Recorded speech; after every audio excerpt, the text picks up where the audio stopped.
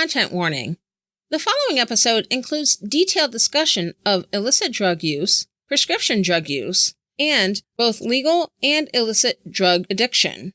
Listener discretion is advised.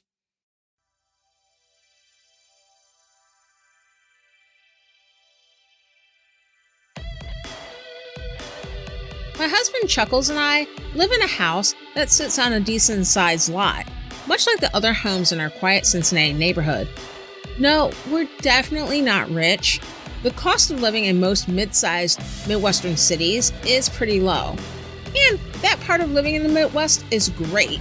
But one of the trade-offs is having awful house reps and terrible human contenders like Steve Shabbat and Jim Jordan representing us. Anyway, because of the size of our lawn, and since we don't really have room to store a decent mower, we hire people to mow it in the summer, usually guys looking for odd jobs. A few years ago, we had this one guy mow our lawn, a local guy in the neighborhood. He charged a reasonable rate, got the job done, and was very enthusiastic about getting our repeat business. And it worked out very well, at least for a while. Well, one night, it was around 11 p.m., and Chuckles and I were relaxing as we normally do, on our computers playing video games. Yeah, we're nerds. Then, we heard a strange noise. Who the heck mows their lawn at this time of night? Oh, wait. That's our lawn. So Chuckles went outside to see what was going on. Come to find out, our lawn guy was at our house mowing our lawn. We didn't call him to come mow, especially at that time of night. The guy was acting strangely. Besides the fact that he was mowing our lawn at 11 o'clock at night, he just seemed off. A lot like the people we'd seen around town who are dependent on opioids. Just that strung out look. Maybe he was sick. The lawn guy said he wanted to mow our lawn because he really needed the money. I think Chuckles told him he needed to leave, which he complied with. And the next day, the guy was no longer our lawn guy. I'm not a drug expert, so I don't know for sure if the lawn guy was addicted to opioids or other drugs or not. Either way, I truly hope he's okay, and whatever was happening in his life, he was able to get the help he needed. In the last few years, as many Americans still use controlled substances, and a number of negative effects have manifested from the various drug crackdowns over the better part of a century, it has become more acceptable to question the wisdom of the drug war and to ask, have we lost the war on drugs? If we have lost the war on drugs, is it because we fought it by chasing boogeymen, while even bigger culprits in fostering addiction in America continue operating unfettered? I am your host, Jaye Poole, and this is Pot Stirrer Podcast.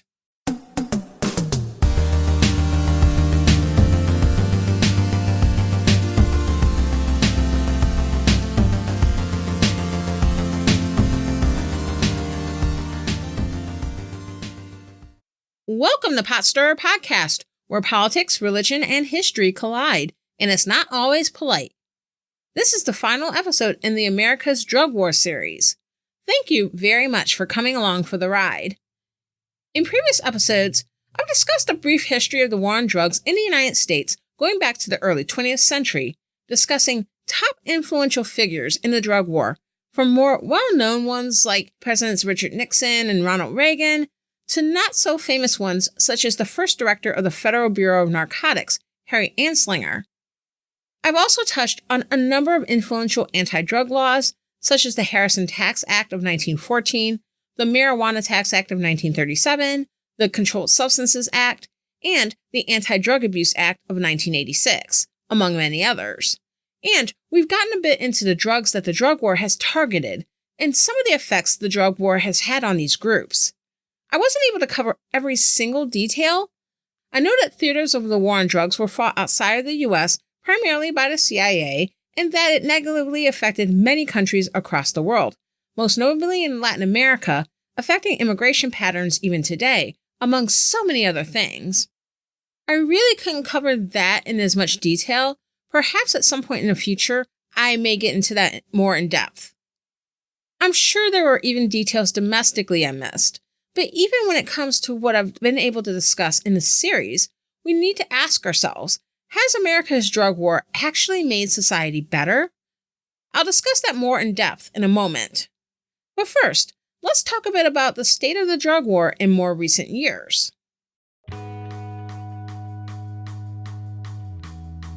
There has been a movement towards less restrictive policies on cannabis for decades now. In Part 1, I discussed early opposition to the Marijuana Tax Act of 1937 and the approach of Harry Anslinger, particularly by Dr. Henry Smith Williams. Organizations have also been established over time to fight for cannabis legalization. One of the most prominent ones is the National Organization for the Reform of Marijuana Laws, or NORML.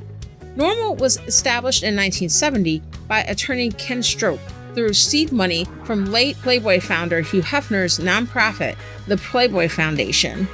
NORML has been one of the most established and well-funded because of this connection.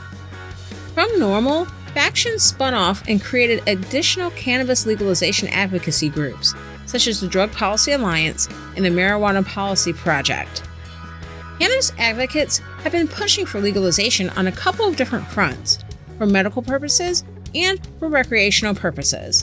And the battle for legalization has been fought on both fronts since the 1970s. On the medical front, California became the first state to legalize cannabis for medicinal purposes with Proposition 215, a statewide initiative, in 1996. 2 years later, medical cannabis initiatives were voted on and passed in Washington State, Oregon, Alaska, and Nevada. A similar initiative was also passed in Washington, D.C. that same year, but was not implemented until a decade later. Because D.C. is an administrative district and is not a state, government decisions are overseen by Congress. With a congressional statute initiated by Georgia Congressman Bob Barr, the results of the initiative were sealed until the ACLU sued on First Amendment grounds in 1999, and the results were publicly released, showing 69% of voters approved of the medical cannabis initiative. This led to additional legislation banning implementation enacted and on the books until Congress lifted the ban on medical cannabis in D.C. in 2009. The recreational cannabis front has been a bit more difficult, but has recently found its stride. In the 1970s, 11 states voted to decriminalize cannabis possession. Decriminalization means that in those states, those caught in possession of it, usually a small amount, may only be fined instead of sentenced to jail or prison time, but could pull harsher sentences for larger amounts or for repeat offenses, depending on the state. But after the 1970s, with the Reagan iteration of the drug war, the decriminalization movement petered out, and decriminalization wasn't revisited until 2001. That year, Nevada decriminalized cannabis, and several other states have followed suit over the last 18 years. In 2012, Colorado and Washington State took it a bit further, legalizing cannabis for recreational purposes through ballot initiative. A number of other states have legalized cannabis as well, the latest being Illinois just this year. In all states where cannabis is legal, the legal age for public consumption and use is 21. As of this recording, it is legal for medicinal use in 33 states, 4 U.S. territories, and D.C., and legal for recreational use in 11 states, including my home state of Michigan. In 15 states, most but not all of these are states that allow medical marijuana, weed is decriminalized. In states that have legalized cannabis for medical or recreational purposes, they have been able to take advantage of the benefits of a legal cannabis industry that brought in $12.2 billion in 2018 alone, and, according to Newsweek, could potentially expand to $130 billion in sales annually. But with legalization, there have been challenges. And those challenges stem from the fact that on the federal level, cannabis is still a Schedule I drug, meaning that according to the federal government, cannabis is an illicit drug with no legitimate medicinal use. This can pose a problem. Up until passage of the Rohrabacher-Farr Amendment in 2013, which has to be renewed each year, the federal government will pursue cases against medical marijuana patients and raid cannabis dispensaries. Even after the law was passed, the government continued with the arrests and raids until a 2015 federal court decision halted this practice. Even with this, cannabis business owners face a lot of difficulty finding banks where they can open business accounts. The vast majority of bank accounts are FDIC insured, which means that bank accounts are insured by the federal government. Because of this, few banks accept cannabis businesses as clients, and those who do run the risk of being investigated by the federal government for money laundering due to cannabis being considered illegal under federal law. The lack of access to banks leave many cannabis owners vulnerable to theft and robbery, since those who don't use banks have to store their cash somewhere, which may be on site or on their person.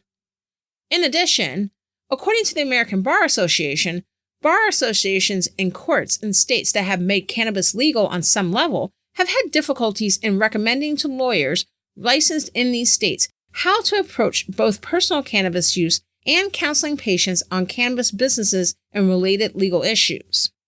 One of the issues that has come up in cannabis legalization is that while the criminalization of cannabis has negatively affected Black and Latino communities, the decriminalization and legalization of cannabis has disproportionately benefited white individuals and communities. The legal cannabis industry in the United States is disproportionately white, while Black and Latino cannabis business owners and founders make up only 10% combined. Recreational cannabis usage is equal across races, yet for decades it was labeled a Black drug. And along with that, the Black community in particular has been targeted in the waves of cannabis crackdowns conducted by the government over the last several decades. This has left a greater proportion of Black Americans, especially Black men, with drug-related criminal records that often make them ineligible to start cannabis farms and dispensaries, according to laws established in states that allow for either medical or recreational cannabis. This, in addition to racial disparities in access to business loans and startup funding that negatively affect potential Black and Latino business owners, have left these communities on the outside looking in to an industry experiencing a great deal of growth. There have been some measures in a few states to open up access to Black and Latino growers and sellers, but this is not across the board, and the inequalities continue. Cannabis legalization is one thing, but what about harder illicit drugs, such as cocaine or heroin? Wouldn't making those drugs legal lead to an increase in users and therefore an increase in addicts? Johann Hari, in his book Chasing the Scream, outlines three sides to this question among cannabis legalization advocates. Some advocate keeping harder drugs illegal. Others advocate a middle ground where there would be a tier system set up to where harder drugs are in a higher tier that would require more restrictions, but would not be fully outlawed. Still, others support full legalization, regulating harder drugs similar to cigarettes or alcohol, and presumably cannabis in this scenario. Hari notes that while more people may try strong illicit drugs if made legal, which increases the pool of users who would become dependent, actual dependency is not expected to increase due to legalization. He states, quote, "We still think of addiction as mainly caused by chemical hooks. There's something in the drug that, after a while, your body starts to crave and need. That's what we think addiction is. But chemical hooks are only a minor part of addiction. The other factors, like isolation and trauma, have been proven to be much bigger indicators. Yet the drug war increases the biggest drivers of addiction, isolation and trauma, in order to protect potential users from a more minor driver of addiction, the chemical hook. If we legalize, somewhat more people will be exposed to the chemical hook and drugs, but the even larger drivers of addiction, trauma, and isolation will be dramatically reduced." End quote. With the presidential administration of Donald Trump itching to turn the clock back on the war on drugs, there is a current drug epidemic, a uniquely American crisis, with the number of users second only to cannabis, with more teen users than meth, cocaine, and heroin combined. These drugs are much more dangerous than weed and more potent than coke. But this epidemic didn't begin in the growing fields of Latin America or anywhere else. It didn't even start with a government crackdown. Oh no.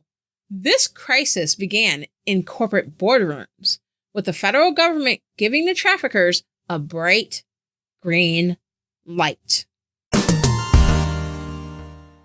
the entire Drug War series, I've discussed substances that often take people away from the difficulties of their lives or help them to feel better about it, at least for a while. Music can also have that effect on people, and Ryan discusses the power of music in 33 1/3 Under 45, a wonderful and well-done podcast on Flying Machine. New episodes are posted to our Patreon. Go to flyingmachine.network/support for more. But every 5th of the month, an episode is released from the archives for public consumption. In other words, for free. This month, Ryan is releasing an episode of 33 1/3 Under 45 on Tegan and Sarah's The Con. This is really a fun yet introspective episode covering Tegan and Sarah, a talented sibling duo from Canada, and their breakout indie music album from 2007, The Con. Ryan is awesome, as always in this. Check it out. The public feed of 33 1/3 Under 45 is available on Apple Podcasts, Stitcher, or wherever you get your podcasts. Or go to franzradio.com/33 1/3 Under 45. I'll also link to it in the show notes. And for all the wonderful podcasts of Flying Machine, go to flyingmachine.network/shows. For the first 3 years of grad school, I dealt with intermittent tooth pain. You see, all 4 of my wisdom teeth grew in sideways, since my mouth was too small to fit them. I didn't have dental coverage at the time, just medical, and like a lot of people, I hate dentists. So I avoided going to the dentist until the pain became so unbearable I couldn't sleep or concentrate. It didn't help that I Googled my symptoms and read that tooth pain can be a sign of heart trouble in women. Folks, WebMD is not your friend. Anyway, eventually I went to a dentist just off campus. This was around 2006. I paid cash, I got x-rays, and the dentist told me that all 4 wisdom teeth needed to go. But because of where they were positioned, they couldn't be pulled. They had to be removed by an oral surgeon. So I got a referral to University Hospital. And because it was a surgical procedure being done in a medical facility, it would be covered under medical insurance. Yay. The copay still wasn't cheap, but it still cost less than it would have if they had been pulled by a dentist. So I went in, and the procedure involved anesthesia. So they put me under, took out my wisdom teeth, and stitched up the areas where the teeth once were. Then they prescribed me a bunch of Percocet, which is an opioid pain reliever. I couldn't get it filled at the school pharmacy because they didn't carry opioids, but I was able to get them filled at a pharmacy just off campus. The thing was, just after the surgery, even with sutures in my mouth, I was in less pain than I had been in the months leading up to the surgery. I did take one of the Percocet the day of the surgery because it had been prescribed, but it made me feel loopy and I didn't think I needed something that hardcore. So I took over-the-counter painkillers the rest of my recovery and pitched the rest of the Percocet. 2 years ago, I had major eye surgery to control a chronic condition. Quick warning, I'm going to describe a detail of this procedure that might make some people squeamish. If that's you, skip about 7 seconds. Like the oral surgery, I needed to be given anesthesia and required sutures to my eyeball. The pain management involved in that was Tylenol or ibuprofen. Not even the good stuff like Tylenol 3. Regular Tylenol or regular over-the-counter ibuprofen. That was it. I probably didn't need anything stronger, to be honest, but I just found it odd, given that this was a somewhat invasive surgery. I wonder, though, if the different pain management plans for these procedures were a reflection of the change in philosophy of the medical profession due to the drug epidemic that has grown over the last 30 years.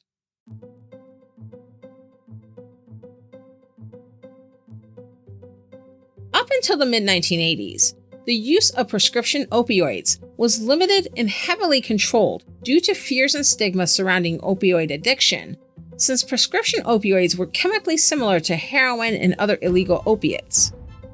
Up until the 1950s, even cancer patients were not prescribed opioids until they were terminal and extremely close to death.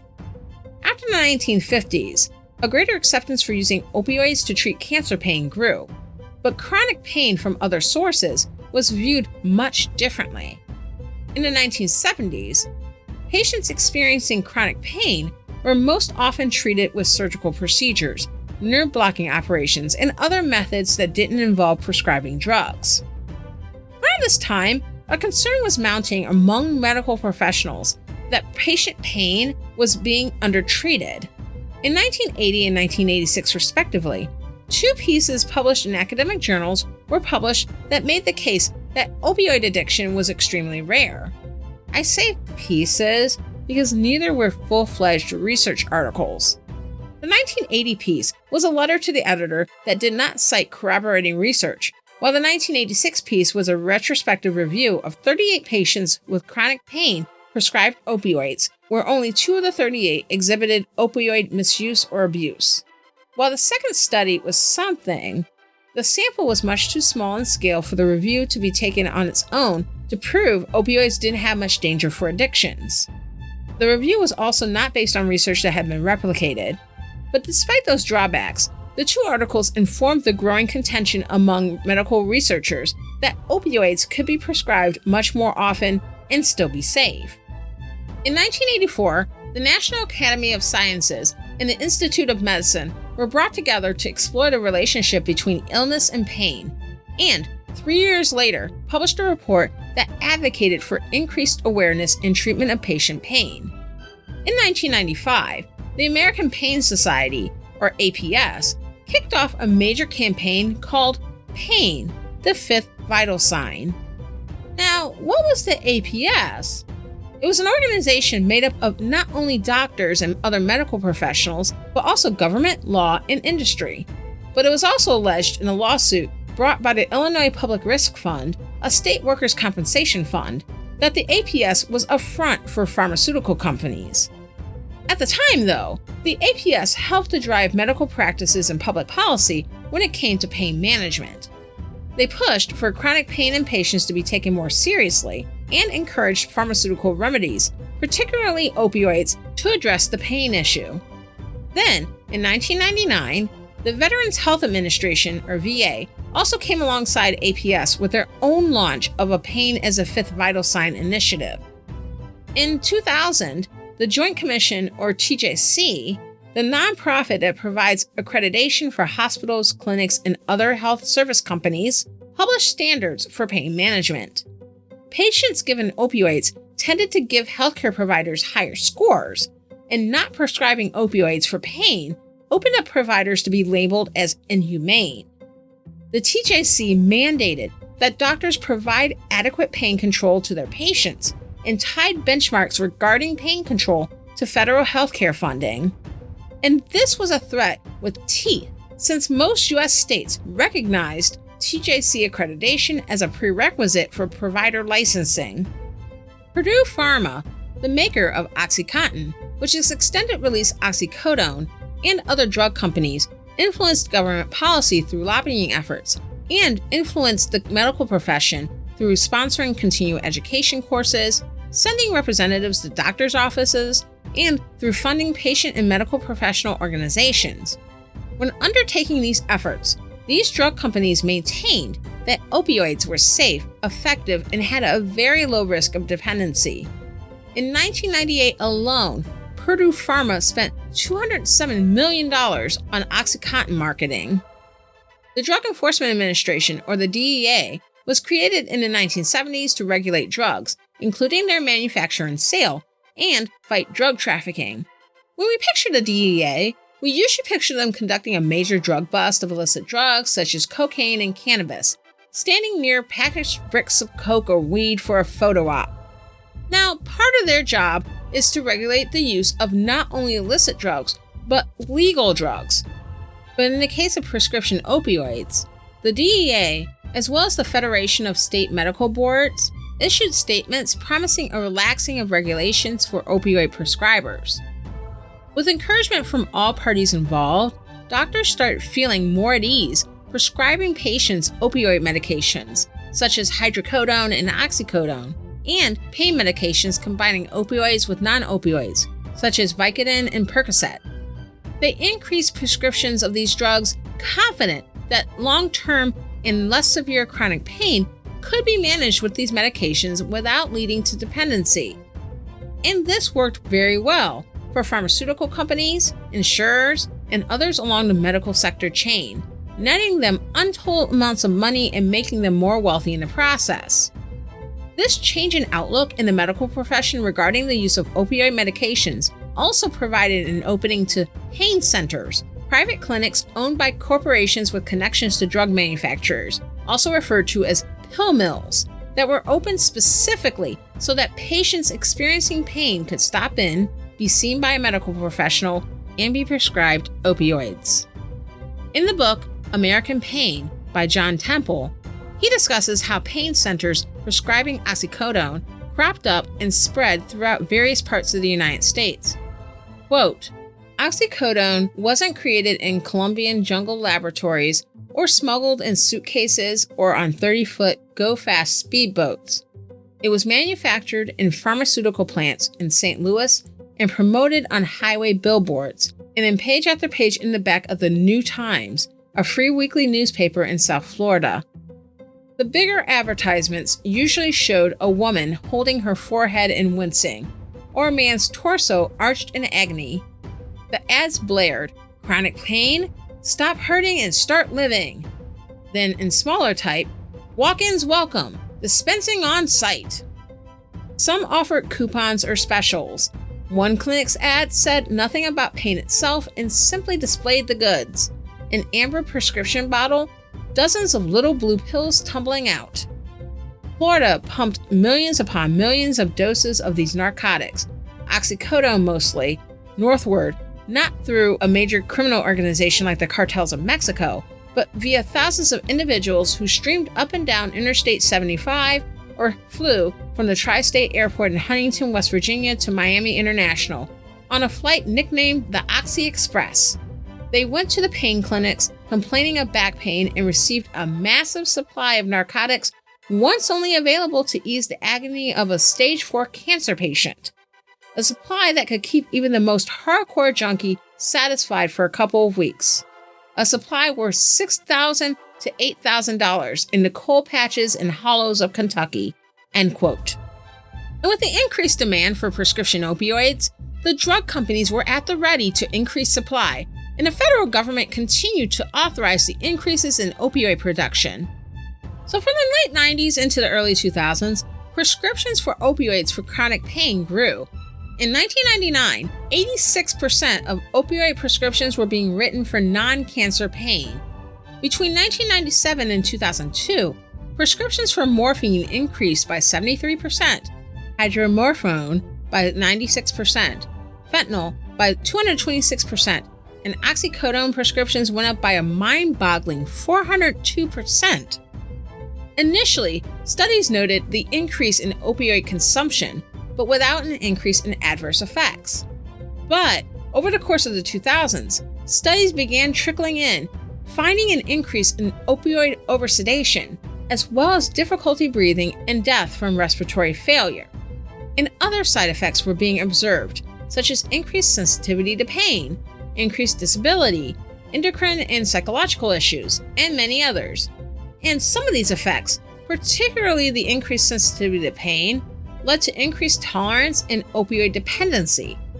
The Centers for Disease Control and Prevention, or CDC, found that opioid prescriptions quadrupled over a 15-year period, and deaths from opioids increased proportionally.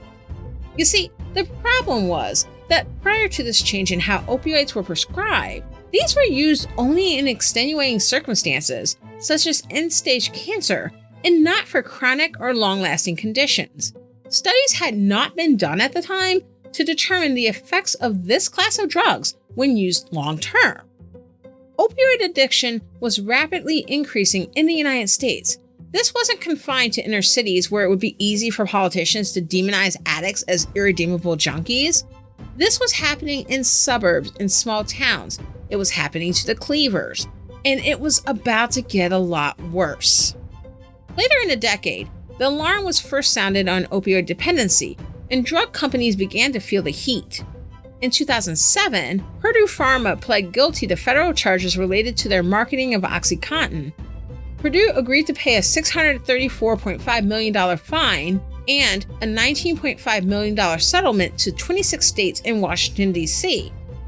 As the scale of the opioid epidemic became apparent, the U.S. government began implementing additional regulations on opioids.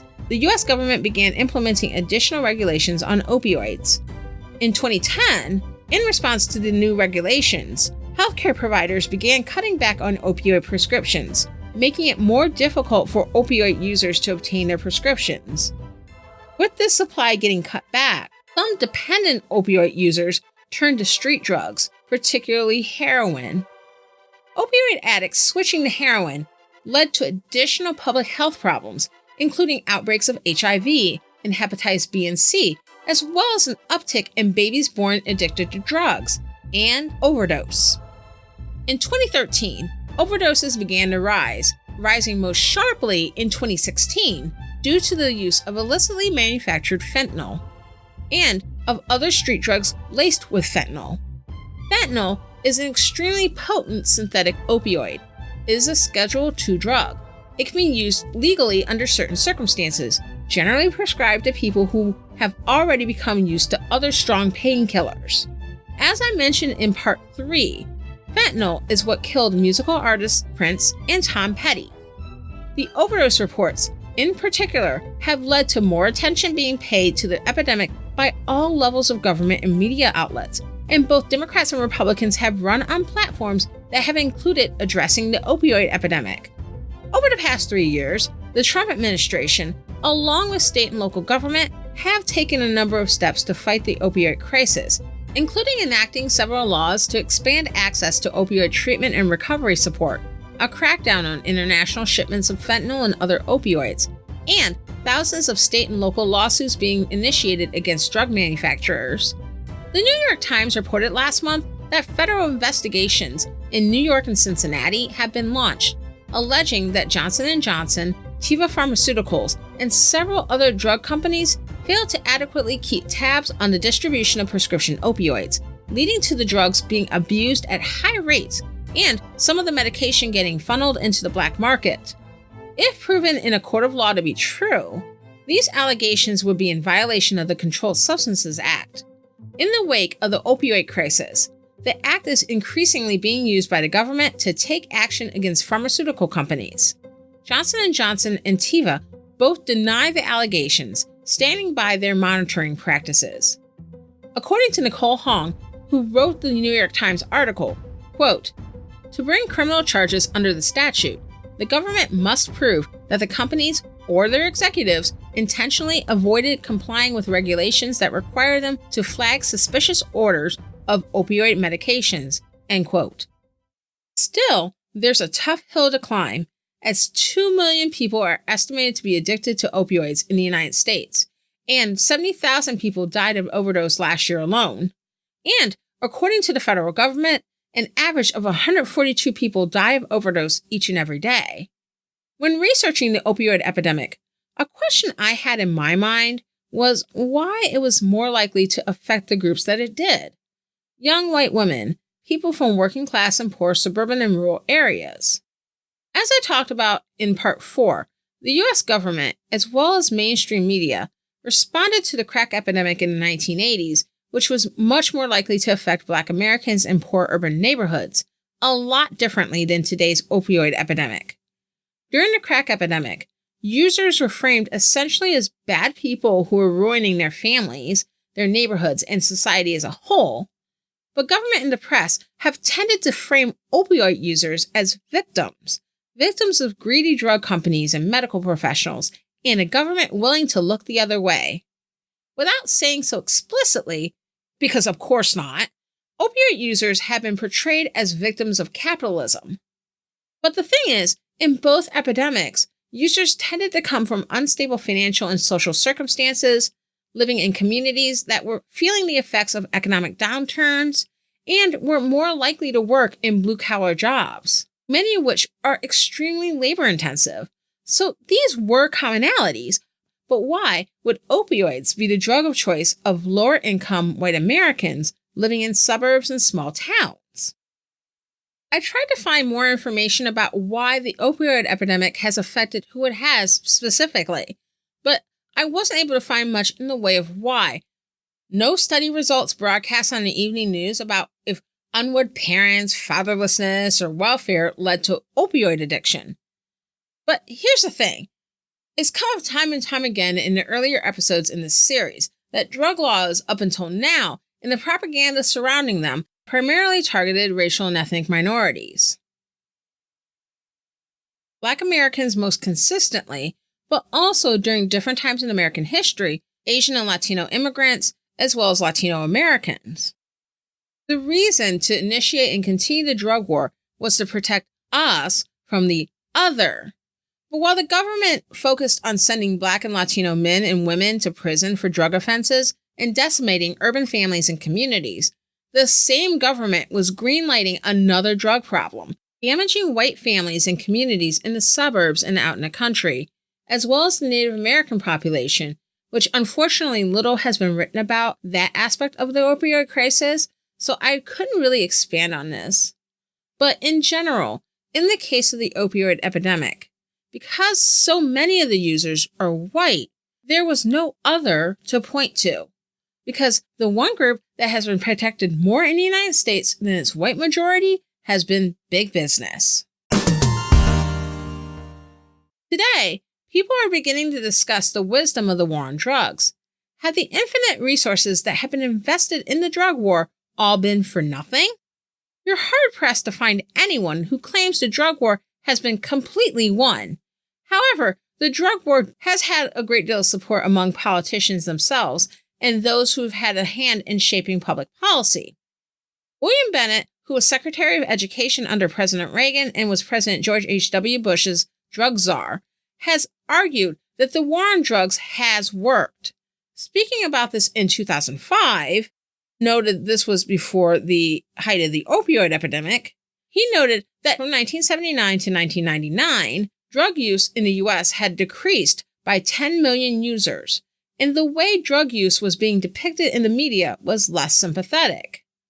Bennett strongly opposed cannabis legislation and also defended the law enforcement approach to the drug war that gave us mass incarceration. Quote, "Most people are in prison for multiple offenses, including illegal drug use. Some people plead down to a drug use conviction when a lot of other charges brought them to the prosecution in the first place. Very few people are in prison for drug use alone." End quote. However, I haven't been able to locate any statistics shedding any light on Bennett's assertion. In any case, Bennett contended that the decrease in the use of drugs meant that punitive measures worked.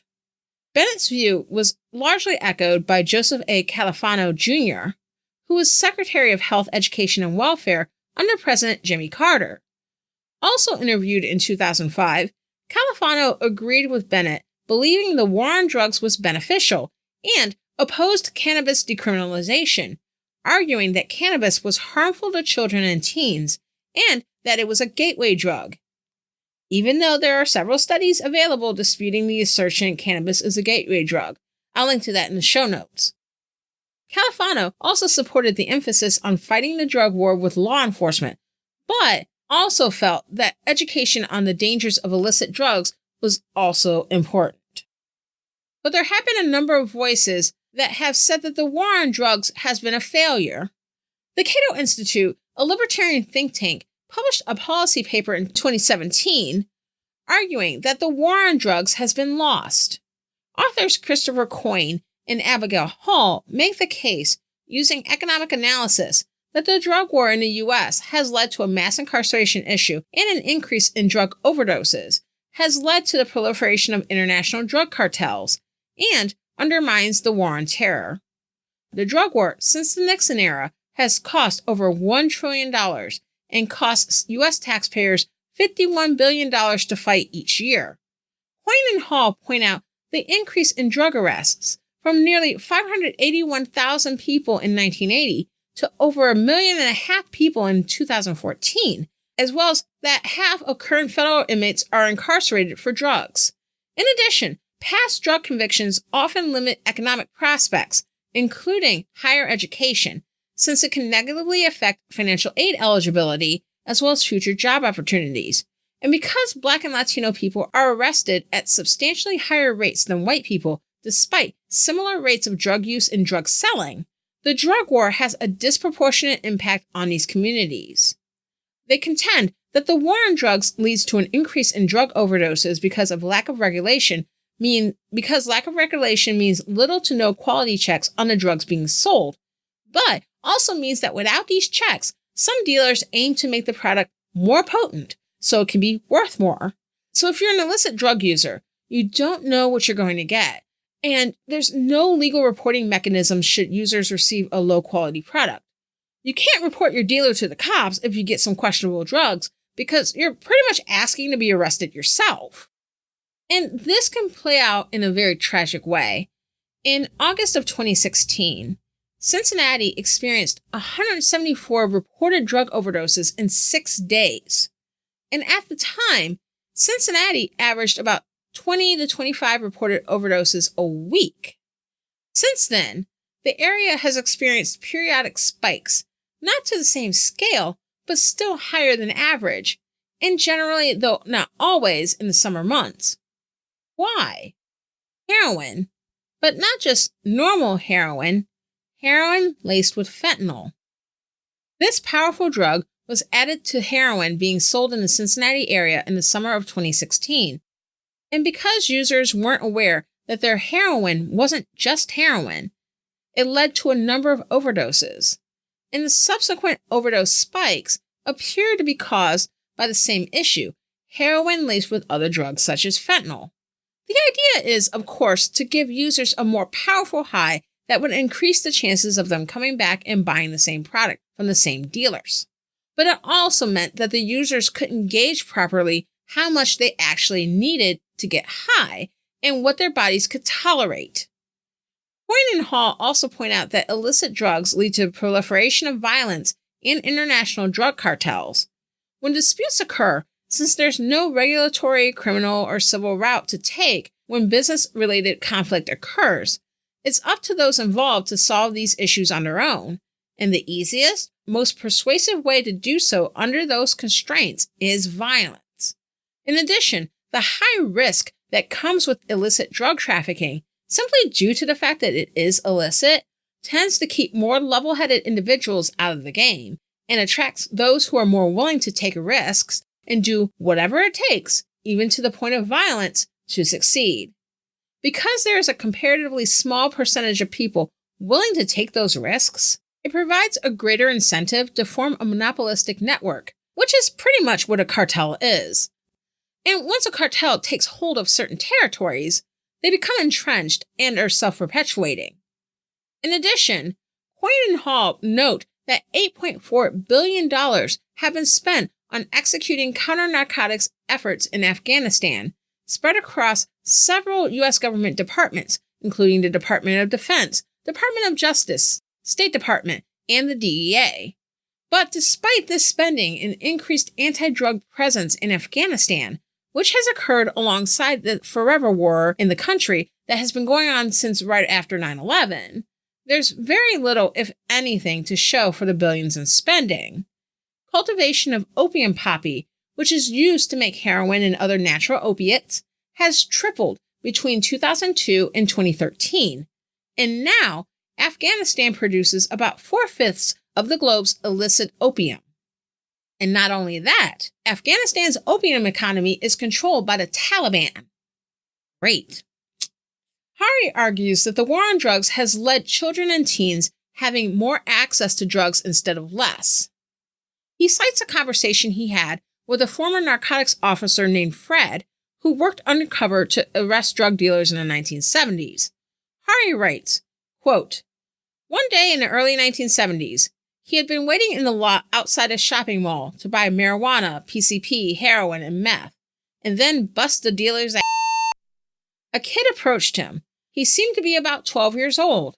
Mister, he said, do me a favor. Could you buy me a bottle of wine in the liquor store? Fred kicked him in the ass and snapped, get out of here. He went back to waiting for a drug dealer so he could make his buy and make his bust. But that's when the realization hit me, he told me. I'm saying to myself, this kid needs me to get him a bottle of liquor where he could go get any drug he wants in the parking lot without me. What was better regulated, the liquor or the drugs in the parking lot? It was an epiphany. What is this all about? The insight stayed with him as a source of doubt for years, and it made him come out in the end for legalization. Nobody in my nephew's schools, it occurred to me as Fred talked, is selling Budweiser or Jack Daniels, but there are plenty of people selling weed and pills. Why? Because the people who sell alcohol in our culture have a really strong incentive not to sell to teenagers. If they do, they lose their license and their business. The people who sell other prohibited drugs in our culture have a really strong incentive to sell to teenagers. They are customers like everybody else. If we legalize, there will be a barrier standing between our kids and drugs that do not exist today. This isn't theoretical. The societies that have tried this have shown it to be the case. Some 21% of Dutch teenagers have tried marijuana. In the United States, is 45%. End quote. And anecdotally, I can see this. Earlier in the series, I shared that in high school I dated a guy who was a drug user, who I called Austin. We were both under 21 at the time, as were all of us who hung out together. I didn't do drugs, and I didn't personally know where to get them. But if I'd wanted to do some kind of drug, like, say, weed, I could probably ask Austin or my friends who smoked weed where to get it, and I surely could have gotten hooked up with it. Austin almost always had some kind of drug on him, usually weed or shrooms. But cigarettes or beer were another story. We'd have to find some willing stranger and bribe them to go into a party store and get them for us. And to be honest, those times were few and far between because it was a huge pain. And this was in the 90s rather than the 70s. I would imagine that it's not much different now, particularly in places where cannabis isn't legalized. Are we going to see drug legalization in the US in the future? That's a very good question. If we look at cannabis, it's trending that way, albeit slowly, with most states with medical cannabis and a small but growing number of states legalizing medical cannabis. And there are some states and communities that allow for CBD oil, a component of cannabis that doesn't leave you under the influence and is believed to have some medical benefits. Stranger Still had a great episode earlier this year focusing on CBD specifically. It was awesome. You should definitely check that out if you haven't already. The huge hurdle is that on the federal level, cannabis is still a Schedule I drug. And while most Americans are trending towards legalization, government officials are not. The Trump administration has discussed ramping up the worst elements of the drug war, especially when Jeff Sessions was still the Attorney General. Still, over time, as more millennials are elected to office, opinion in the halls of government may change, though lobbying by drug companies who have a stake in keeping cannabis illegal may remain a major hurdle. As for the legalization of other drugs, that's a more difficult proposition. Opinion is divided even among supporters of cannabis legalization, and it's hard at this point to see how that will happen in the US anytime soon, if at all. But I'm not going to say it's completely impossible. Julian Castro, HUD Secretary under President Barack Obama and current 2020 presidential candidate, has said that if he were president, he would consider the prospect of broader drug legalization, or at least de-emphasizing enforcement. While this is coming from one candidate among many in a crowded, though a little less crowded lately, Democratic field, the fact that this is even being mentioned by a candidate for a major party may shift the Overton window so that broader legalization could be possible in the future. When I started this series, I fell on the side of cannabis legalization, but of keeping harder drugs illegal.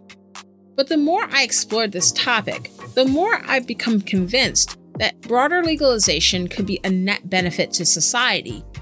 As it is, the war on drugs has been fought for political ends and has led to a systematic funneling of Black Americans and other marginalized groups through the criminal justice system, inflicting damage on families and communities that last generations. But it hasn't really saved America, and the reason for that is what drugs are legal and what drugs are not aren't exactly correlated with safety. Alcohol kills nearly 90,000 people annually, not including the nearly 10,000 people killed each year in drunk driving accidents.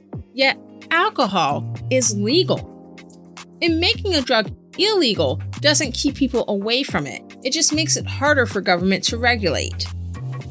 Does this mean I'm saying drugs are safe? Oh no. Many drugs, both legal and illegal, have adverse effects related to its chemical makeup and its effects on the human body.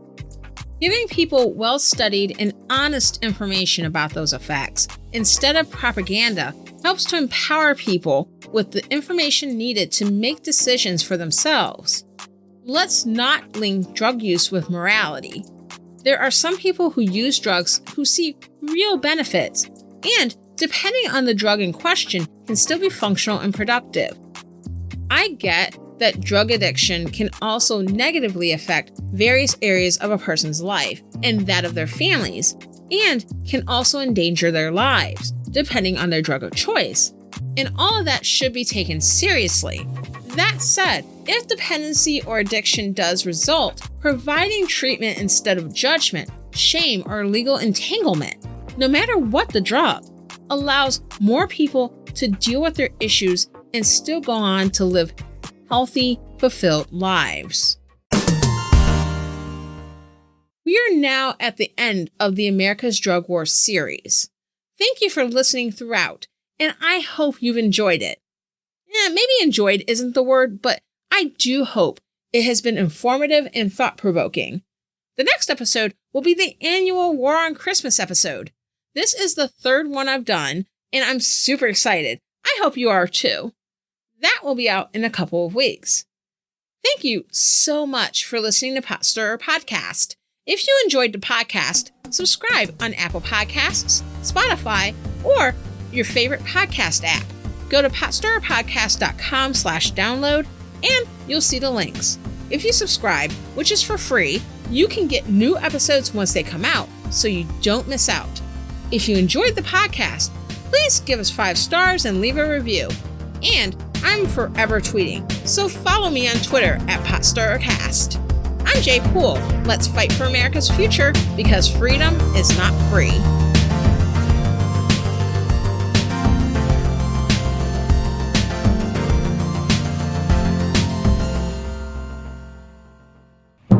I give you the incredible flying machine.